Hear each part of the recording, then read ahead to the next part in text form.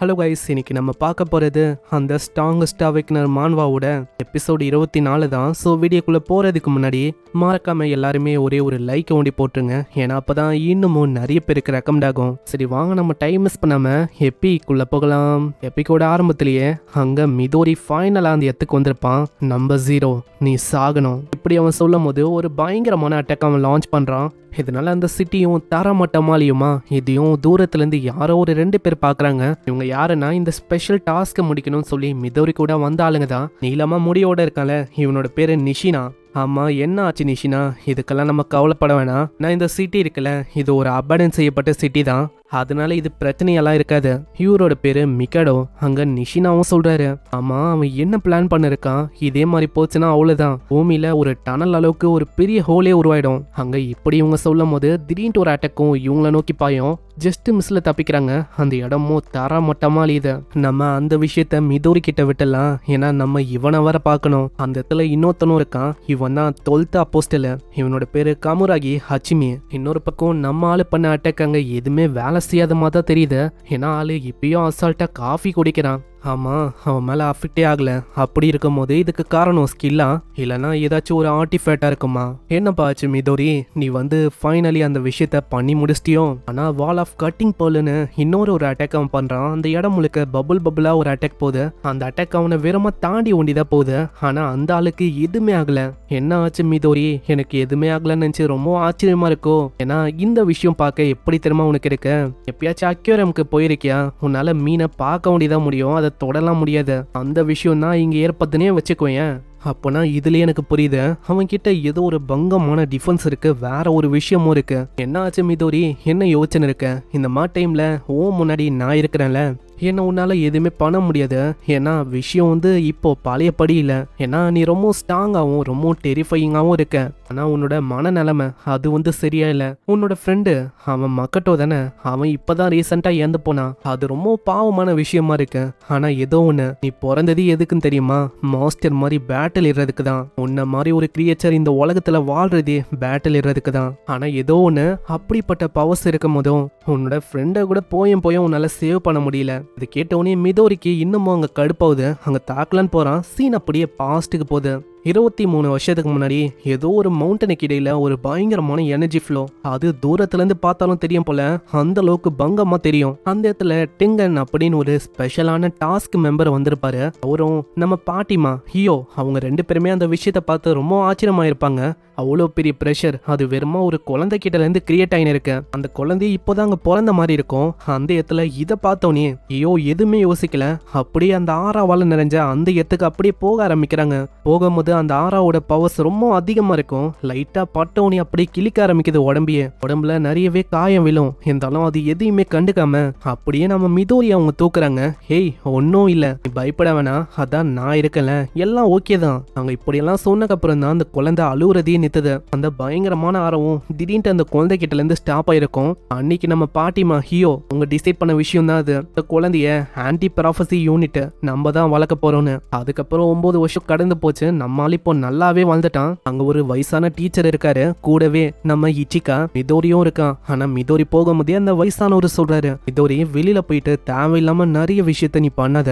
வெளியில போயிட்டு கோளாரா ஏதாச்சும் பண்ணி பிரச்சனையை உருவாக்கிட்டேன்னா அவ்வளவுதான், ஆன்டி ப்ராஃபசி யூனிட்டே உன்னை விடாது, பயங்கரமா ஹண்ட் பண்ண ஆரம்பிச்சிடும். யோ அதுக்காக தான் நான் இன்னமும் உன்னை உயிரோட விட்டுருக்கேன் அப்படின்னு மிதோரி சொல்லிட்டு போவானா. அவருக்கு ரொம்ப கடுப்பா இருக்கும். ஆனா எதுவுமே அங்க பண்ண முடியல.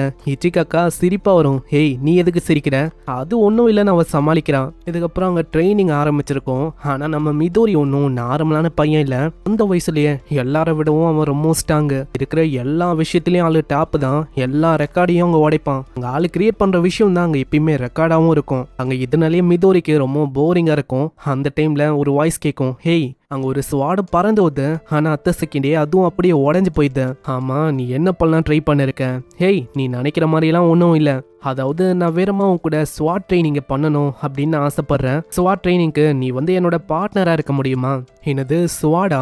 ஆமா அதேதான், நம்ம ஒன்னா ட்ரைனிங் பண்ணலாம். அங்க ட்ரைனிங் ஆரம்பிச்சிருக்கோம். மக்கட்ட கிட்ட நம்ம ஆளு தோத்து போறான். அங்க ரொம்ப அவனுக்கு கடுப்பாகுது. நான் திரும்பவும் கூட போட்டி போடணும், இந்த வாட்டி நான் தோத்து போக மாட்டேன். மிதோரி போட்டி போடும் போது என்ன ஆகும்னா அந்த இடத்துல ஸ்வாடு அப்படியே துண்டு துண்டாயிது. நம்ம மிதோரியோட பவர் அந்த அளவுக்கு இருக்கும். ஆமா ஏன் எதுக்காக என்னோட ஸ்வாடு உடஞ்சு போகுது? என்னால ஜெயிக்கவே முடியாது. அப்போ விஷயம் உனக்கு இன்னுமா புரியல. சிம்பிளா சொன்னா நீ ரொம்ப ஸ்ட்ராங்கா இருக்க. அங்க நிஷினா அப்படின்னு ஒரு பையன் இருக்கான். இவனை தான் இதுக்கு முன்னாடியே நம்ம பார்த்தோம். அந்த பையன் கிட்ட நம்ம ஆளு கேட்கறான், ஆமா நான் ஸ்ட்ராங்கா இருக்கும் போது எப்படி நான் தோத்து போறேன்? எனக்கு அந்த விஷயம் புரியலையே. ஆக்சுவலி அவன் சொன்ன விஷயத்த நீ புரிஞ்சுக்கல அப்படின்னு நினைக்கிறேன். அங்க இன்னொருத்தரும் வராரு. இவரோட பேரு மிக்கடோ. என்னன்னா நீ சரியா புரிஞ்சுக்கல அவன் சொன்னத. மேசிவான ஆறாவை ஒரு சவால போடும் போது கடைசியில அது உடையதான் செய்யும். நீ எப்படியோ ஜெயிச்சிடனே வச்சுக்கோயேன். ஆனா அந்த இடத்துல ஸ்வாடு கண்டிப்பா உடையும். அங்க நிஷினா சொல்றான், இந்த முட்டையை பாரு, இந்த முட்டை ஒரு ஸ்வாடு மாதிரி. நீ ரொம்ப பவரை செலுத்துற, அதனால அசால்ட்டா அது உடையதான் செய்யும். அதை உடையாம இருக்க நீ இந்த விஷயத்த பண்ணும். இத பாரு, அந்த முட்டையில ஒரு ப்ரொடெக்டிவான ஷெல் ஆறா வச்சு அவன் கிரியேட் பண்றான். அப்படியே தூக்கி அடிக்க அந்த முட்டை செம்ம வேகமா வால்லே படும். ஆனா இதுல என்ன ஒரு ஆச்சரியமான விஷயம்னா அது கீழே விழுந்தும் உடையவே இல்லை. ஆமா எப்படி அது உடையல?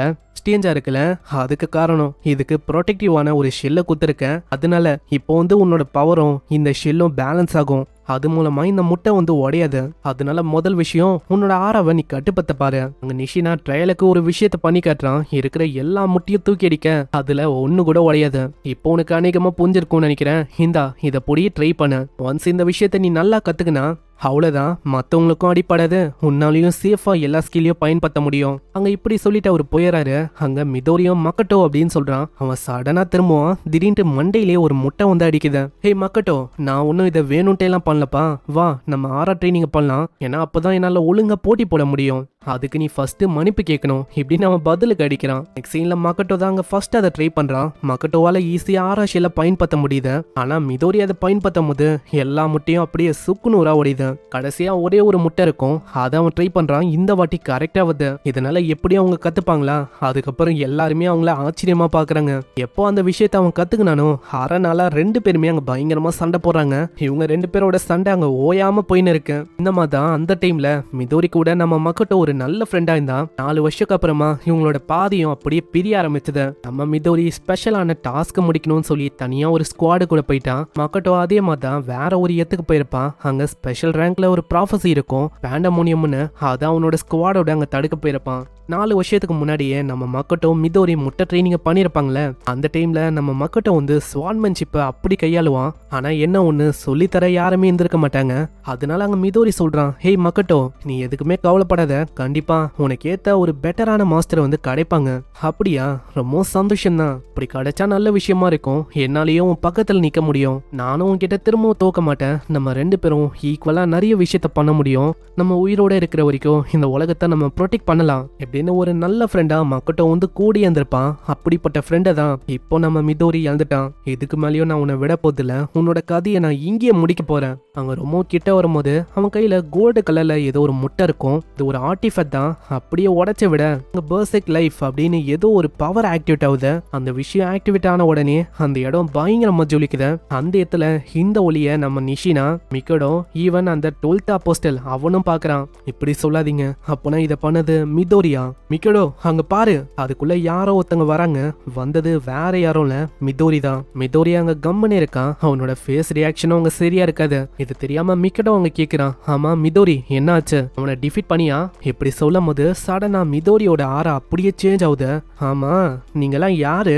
மிக்கடோ சீக்கிரமா தள்ளிப்போ அப்படின்னு நிஷினா அங்க சொல்றான். ஆனா ரொம்ப லேட் ஆயிடுச்சு. மிதோரி அங்க கைய வச்சு அவனோட பபிள் ஸ்பெல் அதை ஆக்டிவேட் பண்ண அந்த இடத்துல ஒரு பயங்கரமான சவுண்ட் ஒண்டிதான் கேக்குது.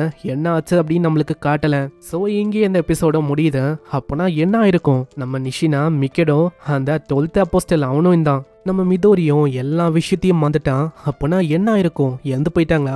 மிதோரிக்கு ஒரு வகையில ரொம்ப க்ளோஸா இந்த ஒரு 2 பேர்னா அது இவங்க தான். இறந்து போயிட்டாங்களா, என்ன எது எல்லாத்தையும் நம்ம நெக்ஸ்ட் எபிசோட்ல பார்க்கலாம். ஸோ மறக்காம இந்த எபிசோடுக்கு நிறையவே லைக்ஸ் போடுங்க.